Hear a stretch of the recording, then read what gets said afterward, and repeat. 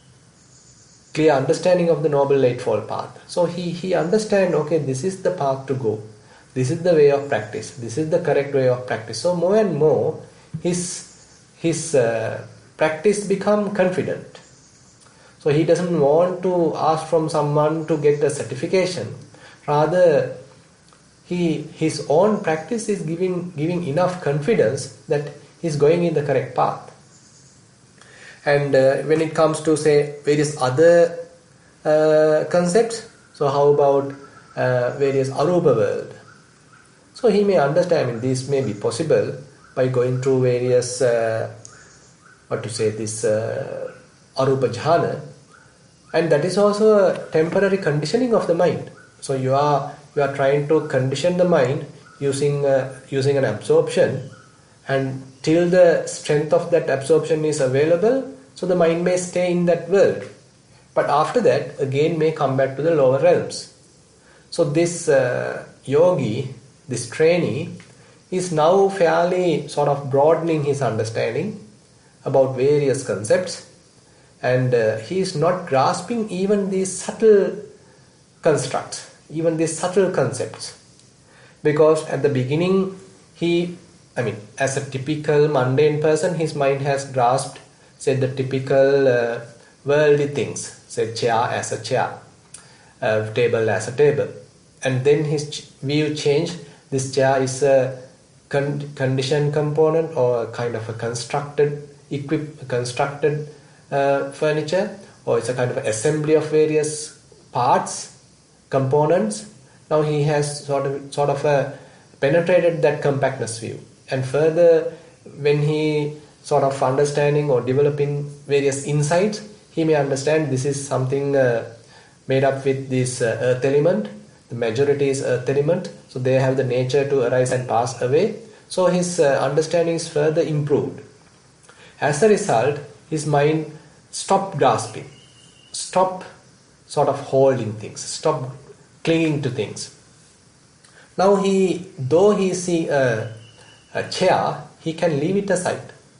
Rather than having a second thought about it, he can recognize this as a chair in a conventional level if it is necessary, or in a more penetrative level if it is necessary. And his mind is unshakable. His mind become more detached from this whole experience, and he may see things, but he can stop seeing as at the scene.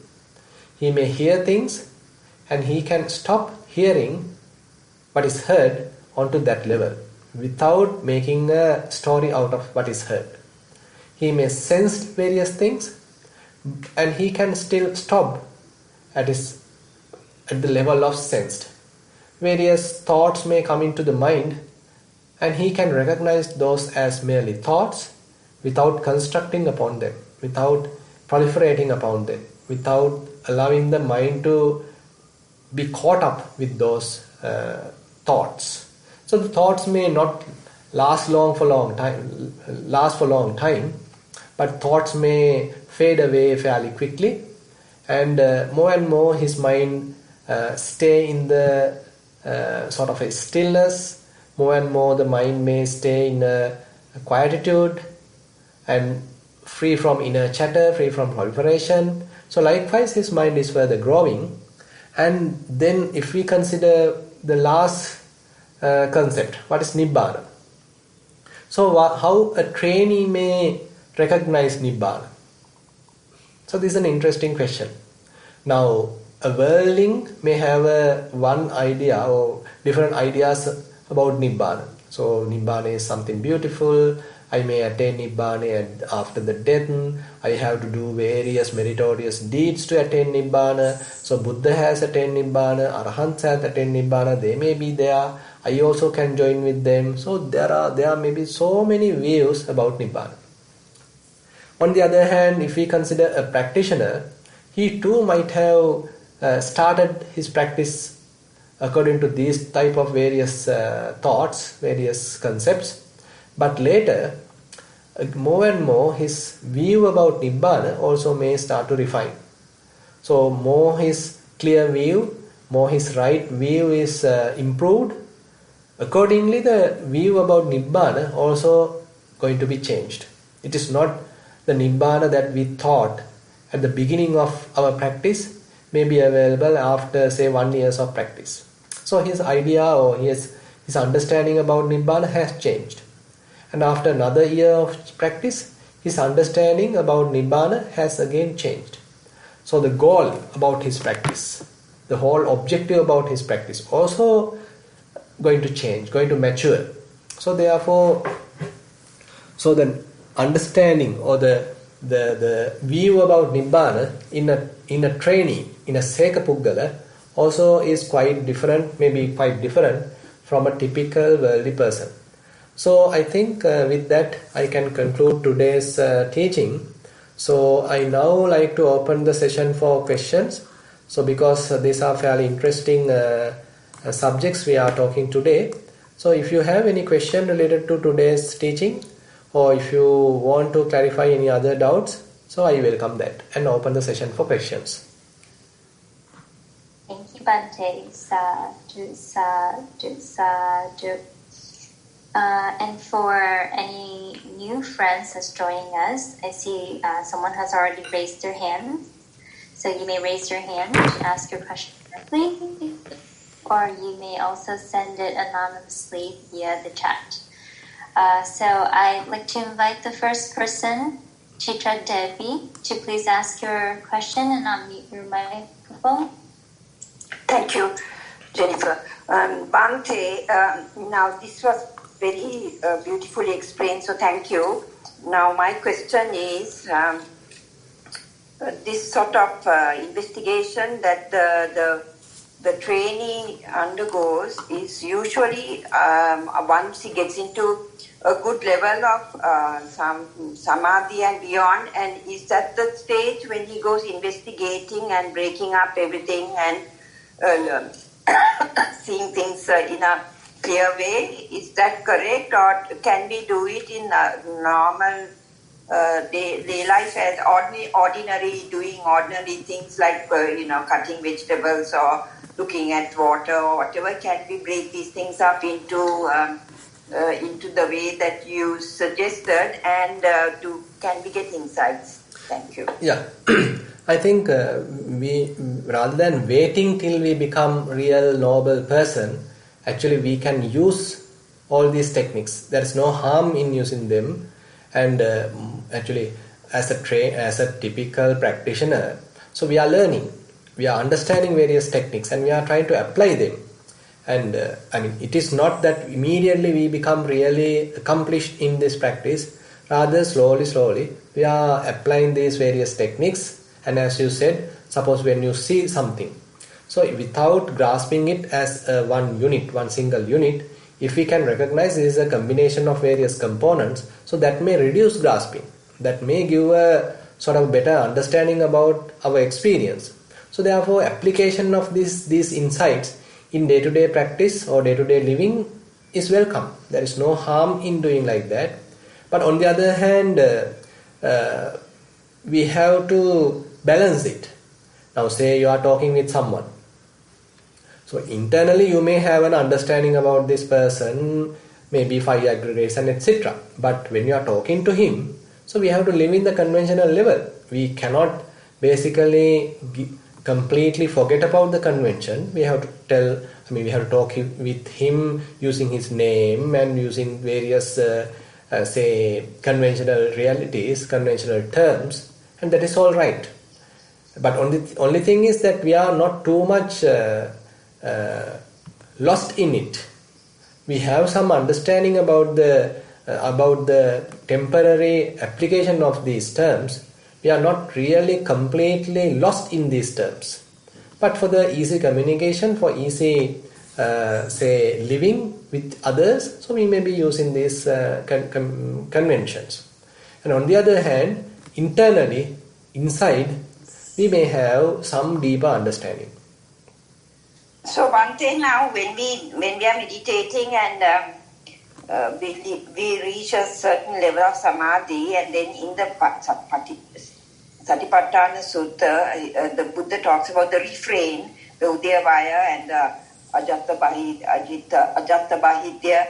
So, can you explain a little bit at that level as well, please? Sure. So that's why, say for example, one is practicing, suppose we'll take rising and falling. Now he is experiencing rising of the abdomen, falling of the abdomen.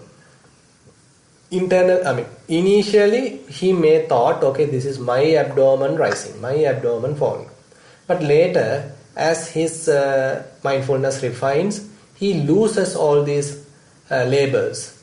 He now sort of don't put the term I or abdomen or tummy or whatever it is, and simply he has a direct experience. He removes all these unnecessary labels, all these mental constructs, all these man-made words, and he simply try to directly connect with the experience. Now he has certain series of movements in one direction and another series of movements in another direction. Series of rising, series of fallings in other way. Now further he refines his understanding. Further he refines his clear comprehension, sampajanya. As a result, he may understand, okay, this even a minute rising has a beginning and very momentarily existence, and then it immediately passes away. And if it comes to another minute rising or minute falling, it has the nature to arise and momentary existence and then immediately passes away.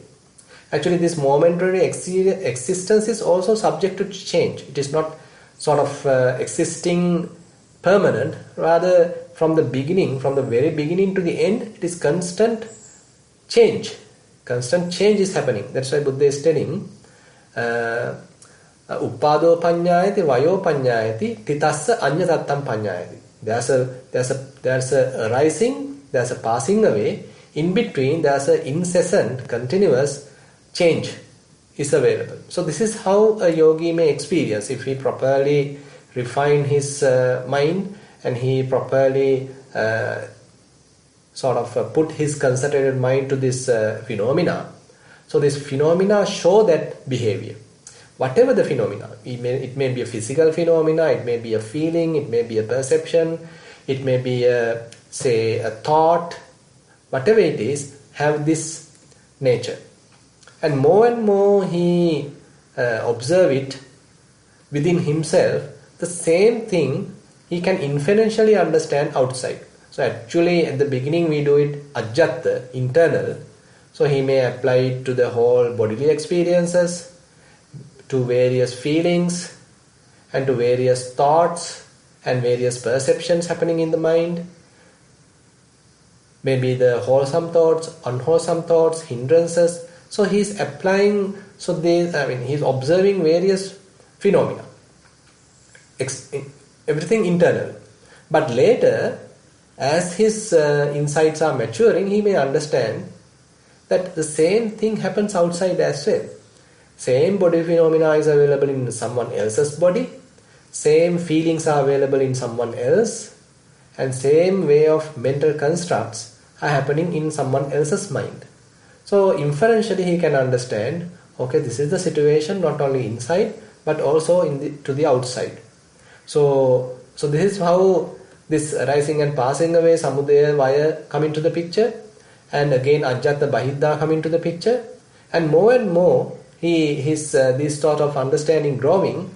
So the grasping going to be reduced, because when we give more emphasis or more value to internal things, then we grasp internal stuff. When we give more value, more emphasis to outside things, then we grasp outside things. But when we understand everything is subject to arising and passing away, everything is so transient, everything is nothing but four elements if we consider only the physical part. And if we consider the whole experience, it is nothing but Nama Rupa. So likewise, if we apply these insights to the whole picture, to the whole experience, then there is nothing to grasp. Nothing is worthy of grasping. Then the mind starts to let go. Then the mind starts to relinquish. And now the mind may experience more and more freedom from concepts. more and more freedom from proliferation. So the mind is more clear, more still, more quietude is there. So his spiritual understanding may be growing daily, because daily he is training himself. So that's why it's very beautiful term actually, the seeker.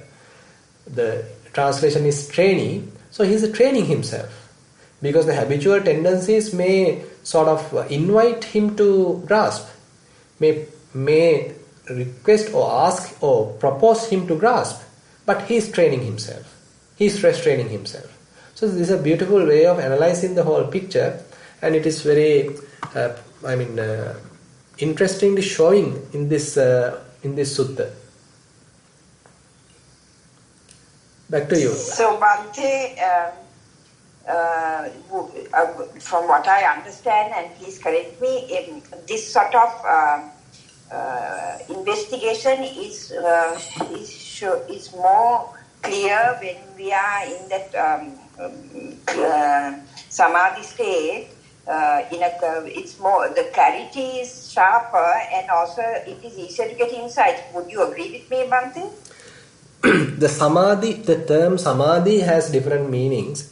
Say, when we consider the vipassana, so samadhi here is the enough concentration to see this phenomena as it is. It is not sort of any absorption, but the mind is not wavering. Now suppose if you want to focus what you call microscope, so you have to focus it properly, and then it has to be fairly steady, and then only you can properly observe it. So similarly, if you want to properly observe a feeling, so your mind has to stay on that feeling for a long time. It is not that the feeling is lasting for a long time, but you have to direct your mind very closer to that experience for a long time. Then only you can really have a good picture about the feeling. So how many feelings are there, how they are behaving, and all these things are only available to you. Only you can keep your attention there for a considerable period of time. So these are the facilities, or these are the requirements that we need. So these requirements we can say is sort of presenting by samadhi. And when such facilities or such prerequisites are satisfied, then we can observe feelings properly, and how these feelings behave give us various insights. It is not that we are trying to pump insights to the mind or to borrow insights from outside, but rather this very quiet observation give us our own insights. Hope I hope you understood it properly. Now, we have heard Buddha's teaching. We have heard that things are impermanent. But that is only a superficial knowledge. But here, what we are trying to do is, we are keeping our mind fairly concentrated, fairly quiet, free from any conditioning. And we are carefully observing some phenomena, what is in front of us. Then how this phenomena behaving. So that really gives us the insight. So if it is behaving in a particular fashion, in a particular way, so then we understand, okay, this has the nature to arise. This has a nature to quickly pass away. So and then you observe another phenomena. That too has the same nature. And you observe another phenomena. That too has the same nature. And then you can recognize this is a kind of a universal pattern. It's a kind of universal characteristic. Impermanence is a universal characteristic. This transience is a universal characteristic. And everything is subjected to this kind of a transient nature is a universal characteristic.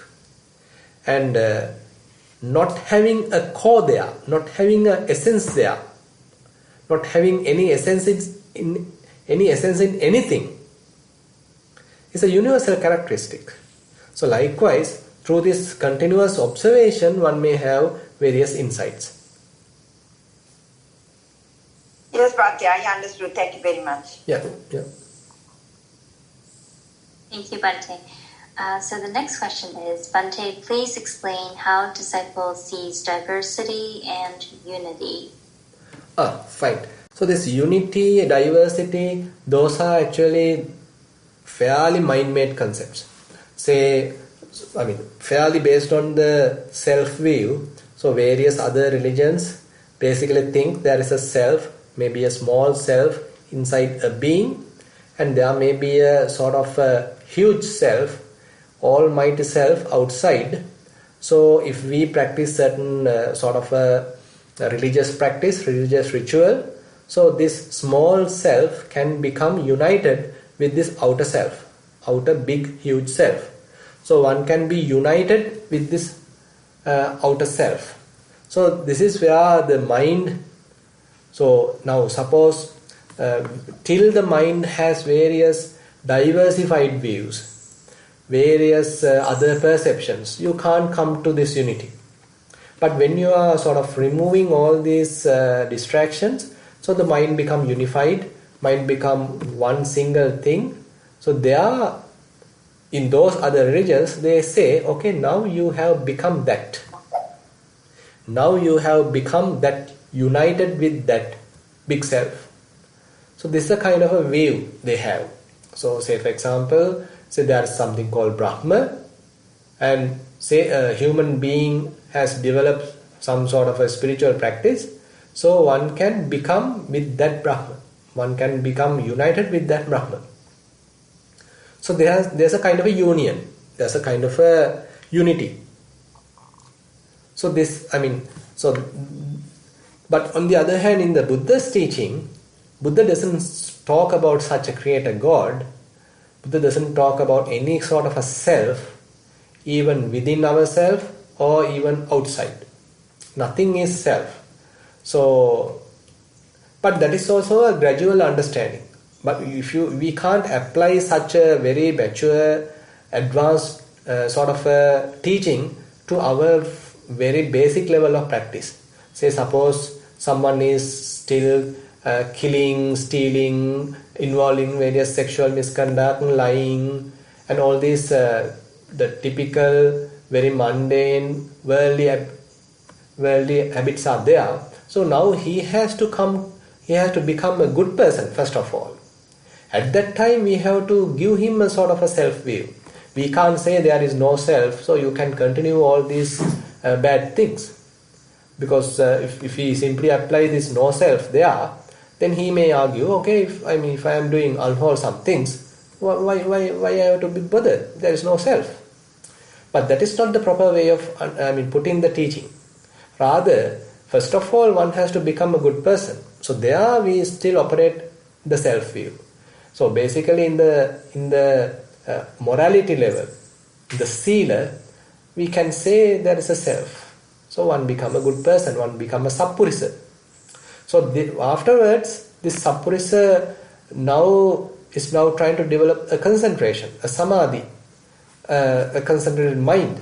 Still he has the self view, because that may give him motivation. So he has the motivation that I have to be free from samsara, I have to become a sotapanna, I have to become an arahant. So likewise the self view is there.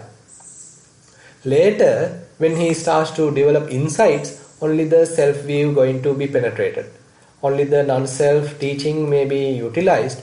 So therefore the Buddha's teaching has a sort of a gradual application, and on the other hand we can say there are various tools available, and these tools have to be properly used, and we should know where to be used. Yeah. Thank you, Bhante.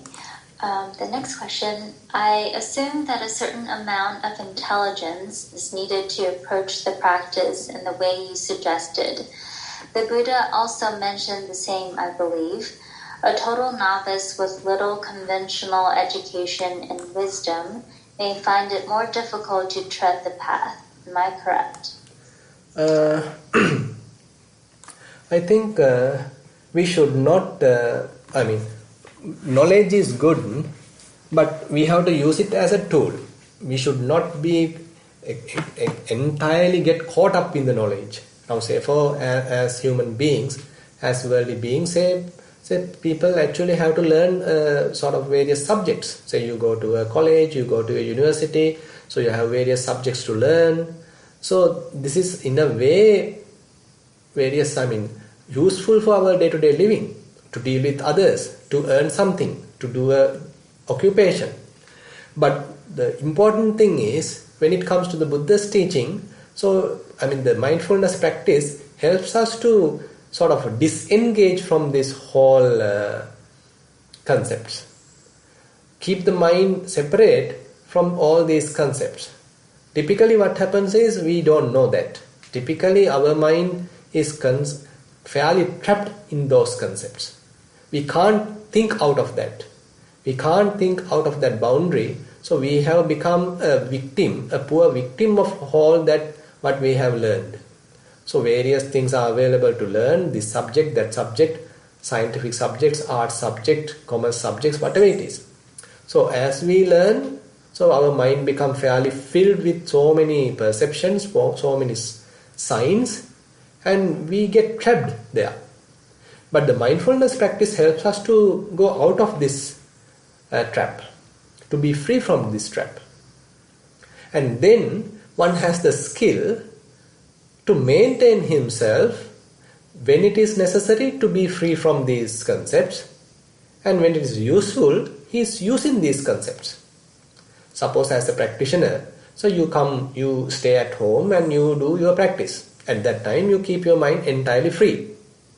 And now you go to the job, and there you have to deal with others, you have to take all the concepts, you have to consider the, say, stock market, you have to consider the, say, price, you have to consider various, the commercial values, commercial terms, and you are utilizing them. But internally you know they are all merely concepts. They are all merely helping to deal with others, to properly do the job in a satisfactory manner. But that's it. That's the limit of it. There is no core, there is no essence, there is no reality in themselves. So this is how Buddha very beautifully mentioned in the, what is called the Dedha Vitakka Sutta or Vitakka Santana Sutta. Both are dealing with the Vitakka, both are dealing with thinking. So where the practitioner has the ability to master thinking. When it is necessary, he can think. When it is not necessary, he can stop thinking. That's the beauty. So thinking, constructing, conceiving, using the language are certain skills we have, and we are using it skillfully. But when we understand while understanding their limitations. But on the other hand, when we want to completely remove them and keep the mind with the proper way, with the proper view, correct view, you can simply understand all these views, all these constructs, all these concepts are merely concepts, and they are very limited, they are man-made, and you can keep your mind utterly free, completely free. And there you can stop thinking. So there's a pure awareness is possible, available, and the mind is fairly clean, clear, free from mental constructs. And so there you experience the, say, Buddha's teaching. There you experience the more, valuable insights of the Buddha's teaching. Thank you, Bhante. And next, I'd like to invite Kumudini to please ask your question directly. Kumudini, you'll have to unmute your mic. Okay. Thank you, Bhante, for your explanation regarding this. My question was regarding the question that the other lady asked. But what I understood was that these theoretical knowledge of these things is not sufficient. You have to get a experiential knowledge. in when you meditate and so on. Isn't that correct, Bhante? Yeah, definitely. Yeah. That's why. So that's why in this explanation, now in the previous one, pataving patavito sanjanati. The term was sanjanati, but here in the training, in this second what we have discussed today, the term is abhijanati. So that is where the direct experience comes into the picture. So it is not a kind of a borrowed knowledge. It is his own direct experience. So that is where the practice is extremely important. So all this, actually what we have discussed is still in the superficial level. But you yourself have to put yourself into the practice, and then only the term abhijanati, the direct experience is the term. Direct experience is the most important.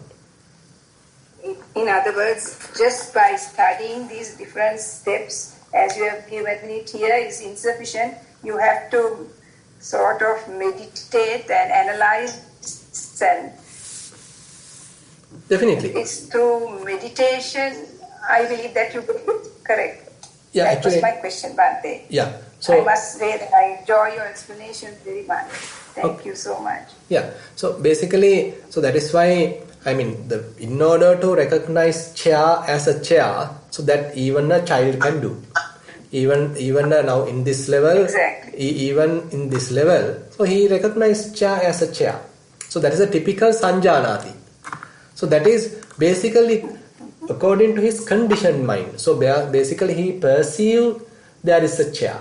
So for him there is a chair. There is a permanent chair. That is a true chair. There is something is there. So his mind get colored immediately. His mind get occupied about various views about this chair. Now that is the typical mundane kind of understanding. But on the other hand, when it comes to the trainee, so he also may see a chair, but there's a difference. So you can't immediately apply it to the outside. Better he do it internally first. So that is where we say trying to simplify our whole experience and apply it internally first.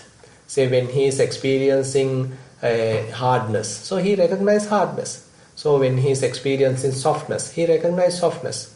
When he is experiencing vibration, movement, all these various sort of phenomena, he is trying to recognize from his own direct experience, not from the book, from his direct experience. And more he experiences like that. Now his whole physical being he can recognize as a manifestation of all these characteristics. Nothing but these four elements. Now as his insights mature, then now he can inferentially put that understanding to the outside as well. So all the beings, what we say, even the inanimate things are made up with these four elements. Now with that understanding, with such understanding, now suppose he is looking at a chair. Conventionally he has the capacity to recognize this as a chair. But on the other hand, he has the capacity to look at this chair in many different ways. First way is to recognize this is not a single thing as a unit, rather it's a assembly of various components. When they come together and we assemble it in a proper style, proper form, we call it a chair. So the name chair is a concept that we have given. It's a name that we have given to something which is assembled. So the compactness view is broken. So this is one level of insight. So that is also a fairly powerful insight. And on the other hand, if he has his own experiential knowledge about the elements, so that also can be applicable to this to the chair. So there also he can understand, okay, these are nothing but four elements. So the grasping is reduced, the proliferation is reduced, so he can simplify his whole experience without getting caught up in the experience. So further if he develops, so his mind starts to stay within, starts to avoid any grasping, and even though he may see a chair, that's it. There is no second thought. There is no mixing of the mind with the chair. Yes. So that's what Buddha mentioned to Bahir. Ditte ditta mattam bhavisati. So you have to restrain yourself. Just seeing is just seeing. But then I have another question. Does this practice make you less emotional? Because I am getting, I am less emotional, and I have been told that I am becoming cold.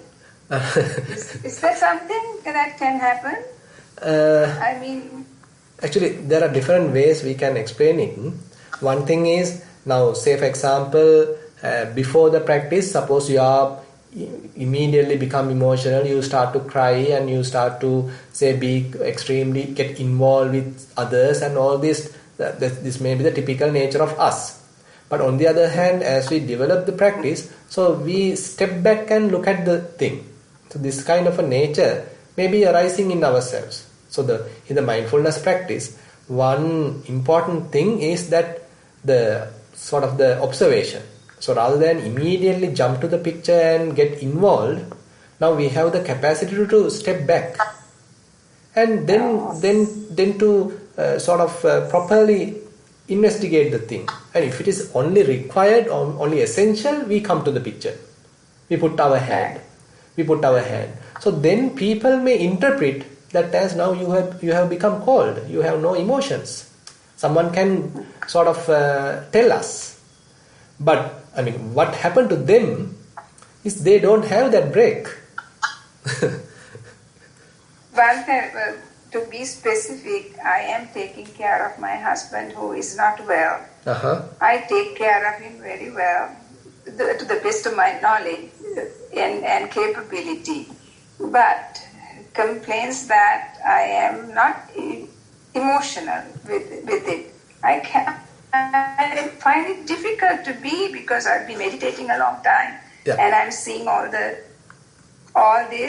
and I don't know how to explain it to me. I don't think he will even understand. Yeah, basically. So that's the. Yeah, I can understand your situation. So basically now say if you want to look after another person, certainly we may have some amount of patience, some amount of compassion, but on the other hand, if we become too emotional, we can't do it properly. Because we become too emotional, then we can't give the proper attention, we can't deal with the situation, we start to cry and we start to complain, and the whole thing we mess up. But on the other hand, when the clarity of mind is available, if he requires sort of tenderness, if he requires certain, say, good words, kind of compassionate words, that also can we do. But on the other hand, we have the sort of unshaken mind to not to get carried away with the emotions. Right. So I think that is necessary. Otherwise, you can't deal with yourself. And on the other hand, when the patient is say deteriorating, and we also, if we start to become really emotional, we also get depressed. Right. So, thank you, Bhante. I was wondering whether I was doing things wrong or what was going on within me, that I was becoming less emotional. Thank you very much for clarifying that. Fine. Thero Saranai. Bhante, we still have 2 more questions. Shall we proceed? Yes. Okay. Dear Bhante, how do we understand viewing a movie in this regard? Dealing a movie. Viewing a movie. Viewing a movie, right. So movie is a movie.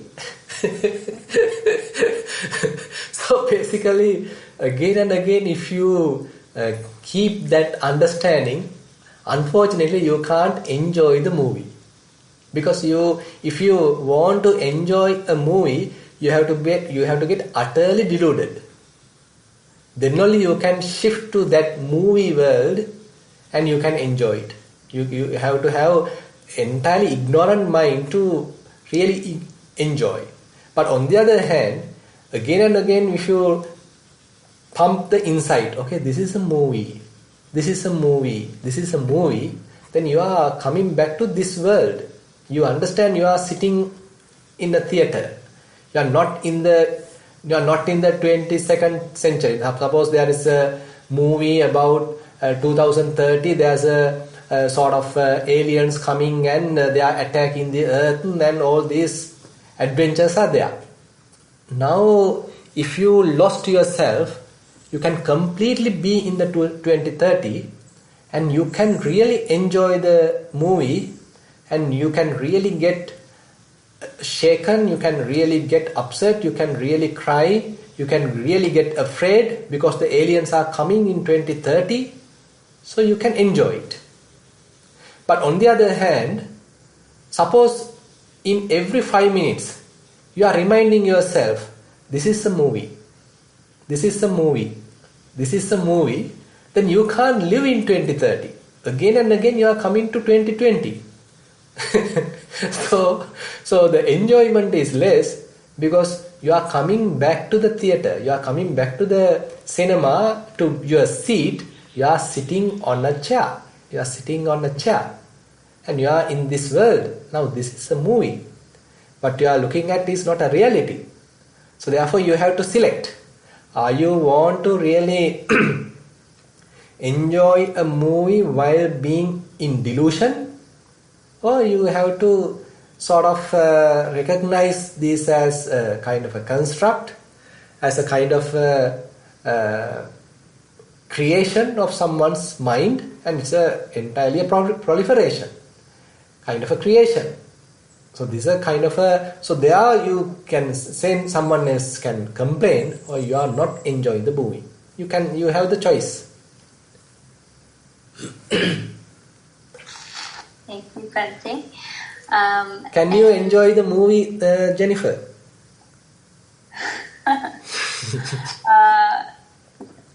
Sometimes I can enjoy the movie. Sometimes I get involved as well, and then no longer enjoying the movie. I'd like to, for the last question, I'd like to invite Mahinda to please ask your question directly.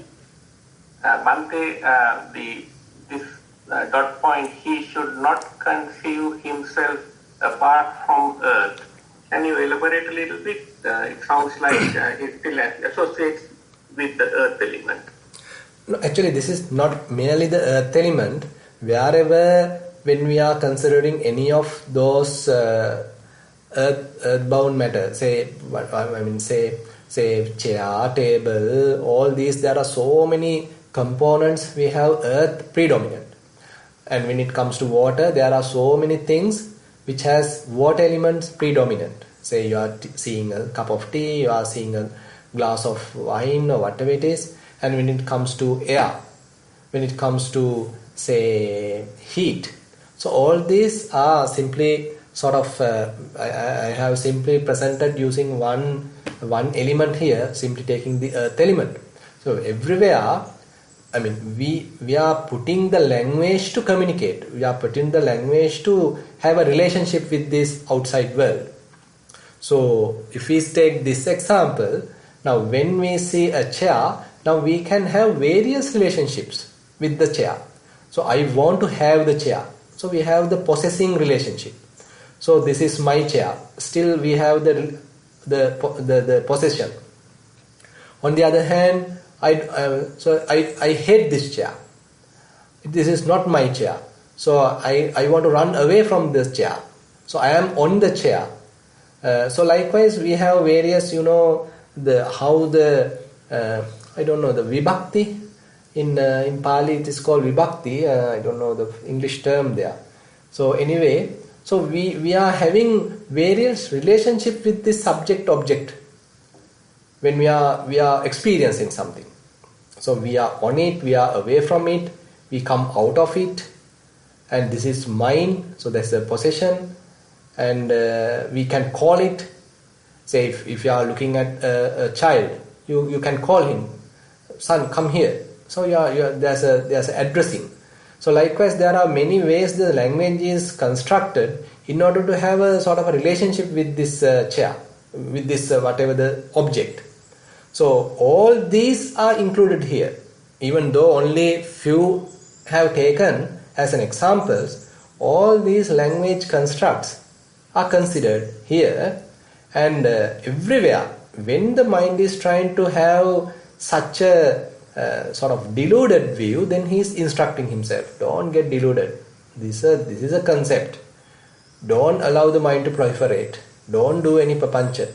Don't get into stories. Just stop at the scene. Just stop at the heard. So likewise, the trainee is trying to restrain himself. Thank you, Bhante. Yeah. Thank you, Bhante. That is all for the questions for tonight. Right, fine.